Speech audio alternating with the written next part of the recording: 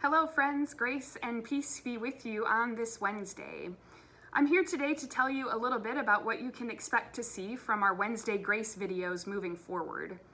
Believe it or not, it has been 14 weeks since we have been able to gather together here in the building and worship together in the ways that feel the most familiar to us. And I know that I can speak for our entire church staff when I say that we are missing you and praying for you, and we are eagerly looking forward to the day when we can worship together back in the building. But until then, we are trying to get creative on some of the ways that we can feel connected to each other even while we are physically apart. And so starting next week, we will begin unrolling a video series that we are calling Closing the Distance, Second Pres Stories from a Pandemic.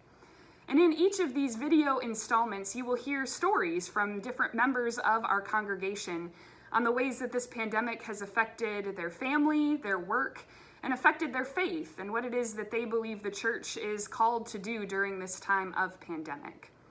It is our hope that these videos and hearing some stories from familiar faces will give you a refreshing and renewed sense of the Spirit, of the Holy Spirit that is connecting us together and binding us together even when we cannot physically be together. So if you have any questions or you yourself have a story that you would like to share with the rest of the church on how this pandemic has affected you, please feel free to reach out to me. And I'll be delighted to connect with you and record your stories and make sure that it gets shared with the rest of the church community. So thanks so much for tuning in this week. We hope that you will tune in the weeks to follow.